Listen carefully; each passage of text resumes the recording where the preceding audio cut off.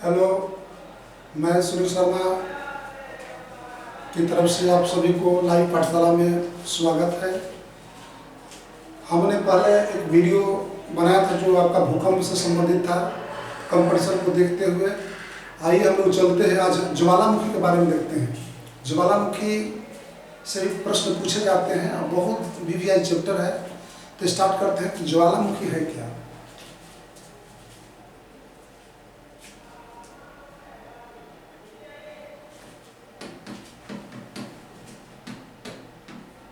देखिए, ज्वालामुखी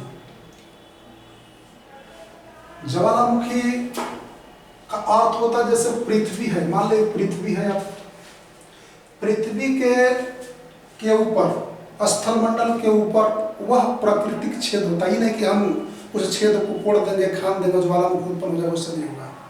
पहला कारण क्या है कि टेक्टोनिक जो भी होगा, प्लेट विवर्तन के कारण, विवर्तनिक के कारण होता है ज्वालामुखी।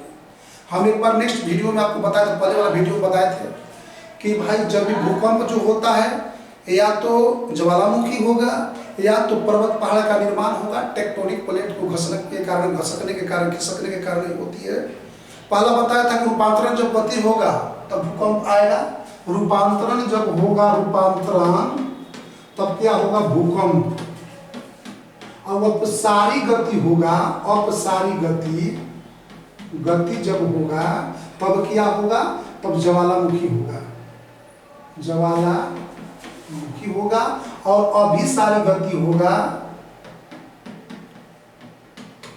अभिसारी गति होगा तब क्या होगा, ये पहाड़ बनेगा या पर्वत बनेगा। यानी रूपांतरण गति से भूकंप और अपसारी गति से क्या होगा, ज्वालामुखी। और अभिसारी गति से क्या होगा, आपको पहाड़ या पर्वत का निर्माण होता है। तो आप प्रश्न कर सकते कि यहाँ सर अपसारी गति कैसे होगा। तो अपसारी गति जैसे देखिएगा, ये जैसे दो टेक्टोनिक प्लेट यानी चट्टान है, अगर इसका गति इधर हो जाएगा, अब इसका गति अगर इधर, दोनों चट्टान की गति अगर ऐसे हो जाएंगे तो बीच में जगह, जब ये इधर चट्टान घिसकेगा, ये इधर घिसकेगा, तो बीच में खाली जगह मिलेगा ना। अब खाली जगह मिलने से क्या होता है, यही प्रकृति का दरार हो जाता है, छिद्र होता है। तो प्रकृति का वह दरार जिसके माध्यम से, जैसे प्रकृति का दरार हो गया, ये पृथ्वी हो गया, बीच में छिद्र हो गया, इससे क्या होगा, जब भी ज्वालामुखी उत्पन्न होगा तो मेंटल से होता है। मेंटल से कहाँ से होता है, मेंटल से ही उत्पन्न होगा। और मेंटल में ही मैग्मा चैम्बर होता है, मैग्मा चैम्बर होता है। हाँ, मेंटल से मैग्मा चैम्बर होगा। और जब ज्वालामुखी उत्पन्न होगा ना, तो यही छिद्र के माध्यम से, प्राकृतिक छेद के माध्यम से इस प्रकार से क्या होगा, ज्वालामुखी बाहर निकलेगा। और द्रवित पदार्थ, गर्म द्रवित पदार्थ, मैग्मा, लावा, जल वाष्प आदि बाहर निकलते हैं। और बाहर जब निकलते हैं तो उसी को ज्वालामुखी कहते हैं। यानी ज्वालामुखी को डिफाइन करना तो लोग कैसे करेंगे, प्रकृति के वह छेद या दरार जिसके माध्यम से पृथ्वी के अंदर का द्रवित और गर्म पदार्थ ना, मैग्मा जब बाहर निकलती है तो उसी को हम लोग क्या कहते हैं, ज्वालामुखी कहते हैं। और ज्वालामुखी आने का प्रमुख कारण क्या होता है, किसके कारण होता है, तो प्लेट विवर्तनिक के कारण होता है। और प्लेट विवर्तनिक में किसके कारण होता है, तो अपसारी गति, प्लेट में जब अपसारी गति होगा ना तो उससे ज्वालामुखी होते हैं। अब देखिए, प्रश्न पूछता है कि ज्वालामुखी आखिर सबसे अधिक कहाँ आता है, तो उसके बारे में हम चर्चा करेंगे। देखिए, इसमें सबसे अधिक कहाँ आता है, तो सब कोई जानता है कि जापान में सबसे अधिक जापान में। और सबसे कम मतलब नहीं आता है ऑस्ट्रेलिया में ज्वालामुखी,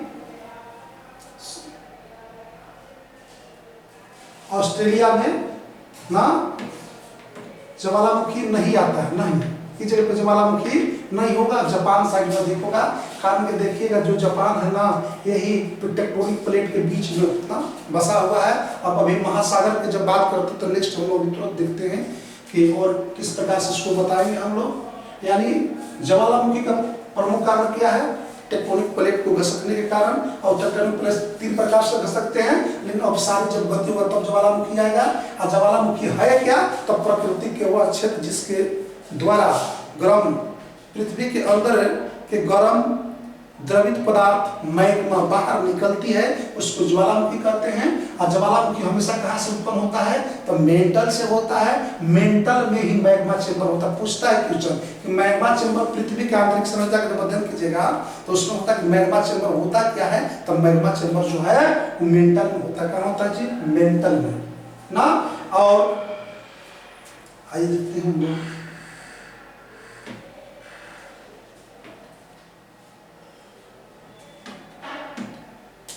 हेलो, तो देखिए अब तो ज्वालामुखी आएगा।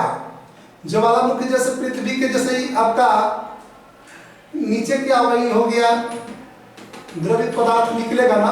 तो द्रवित पदार्थ जब निकलेगा तो इस प्रकार से निकलता, देखिएगा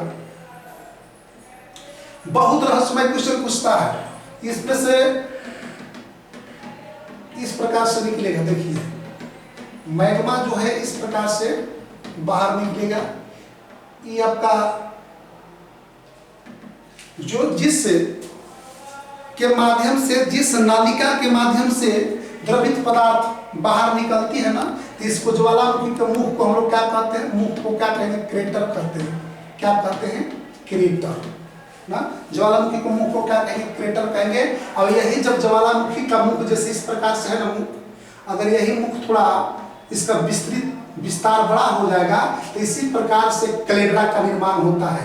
यानी ज्वालामुखी का जब मुख का विस्तार हो जाएगा तब कैलेंड्रा का निर्माण होता है। तब कैलेंड्रा का निर्माण माने कैलेंड्रा क्या होता है? ज्वालामुखी द्वारा निर्मित झील होता है। पूछता है कि ज्वालामुखी द्वारा जो निर्मित झील होगा उसको क्या कहते हैं? ज्वालामुखी से जो झील बनेगा, झील, उसको हम लोग क्या कहते हैं? कैलेंड्रा कहते हैं। अब कैलेंड्रा होता क्या है? तो यही ज्वालामुखी का जो क्रेटर है ना, क्रेटर का विस्तार हो जाएगा। क्रेटर मान लीजिए इस प्रकार से है, अगर यही क्षेत्र इतना बड़ा हो जाएगा ना तो यही बीच के एरिया में क्या हो जाएगा? यही बीच के एरिया क्या हो जाएगा? कैलेंड्रा हो जाएगा। तो ज्वालामुखी द्वारा जो निर्मित झील होगा उसको क्या कहेंगे? कैलेंड्रा कहेंगे। और ज्वालामुखी मुख को क्या कहते हैं? क्रेटर कहते हैं। क्या कहते हैं जी? क्रेटर। पूछता है कि ज्वालामुखी के मुख को क्या कहेंगे? क्रेटर कहेंगे। और ज्वालामुखी द्वारा निर्मित झील को क्या कहते हैं? कैलेंड्रा कहते हैं। क्या कहते हैं? कैलेंड्रा कहते हैं। अब देखिए एक क्वेश्चन पूछता है, अब जब ज्वालामुखी आएगा तो क्रेटर से होकर बाहर जाएगा। अरे ज्वालामुखी से जो द्रवित पदार्थ आएंगे वो क्रेटर के माध्यम से ना बाहर जाएंगे। तो क्वेश्चन पूछता है, देखिए ज्वालामुखी का जो क्रेटर होता है, क्रेटर है ना, क्रेटर, इसका आकृति पूछता कैसा होता है। और इसके द्वारा जो निर्मित पहाड़ होगा या पर्वत होगा उसका आकृति पूछता है। और ऑप्शन 2 को देते हैं, कीपाकार, ये को देगा कीपाकार, एगो शंकुआकार। अब अपने से ध्यान दीजिएगा, आप लोग मैथ पढ़ते होंगे। अब देखिएगा निकल रहा है तो कीपाकार का कौन है? अब पर्वत जैसे पहाड़ जैसे अगर ज्वालामुखी से जब निकलेगा, अगर ज्वालामुखी से लावा मान लीजिए इस प्रकार से निकल रहे हैं, इस प्रकार से निकल रहे हैं, इस प्रकार से निकल रहे हैं, इस प्रकार से निकल रहे हैं, तब बताइए ना इसमें कौन? देखिए एक आकार आपके पास ऐसा बन गया और एक आकार ऐसा बन गया। बताइए कि ये जो इसको हम लोग क्या कहेंगे? इसको शंकु कहते हैं। शंकु का आकृति का, किसका आकृति का है? शंकु का। और ये किसका है? तरकीब के।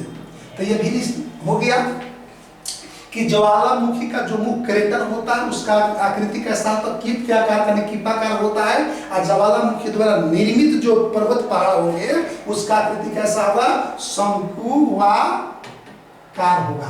कारण किसी प्रकार में पर्वत पहाड़ बन जाएंगे इस प्रकार से ना, इसी प्रकार से बनेंगे। ये तो समझ गए।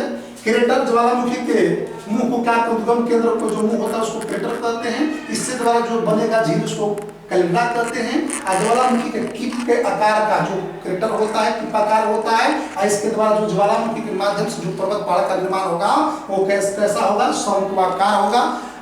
हम जो है इसके बाद अगला वीडियो में आपको बताएंगे। इसी के साथ धन्यवाद ना, धन्यवाद। इस तरह से आप चैनल को आगे देखते रहिए, सब्सक्राइब करते रहिए। अच्छा लगता है तो ज्वालामुखी के बारे में विस्तृत बताएंगे ना। धन्यवाद।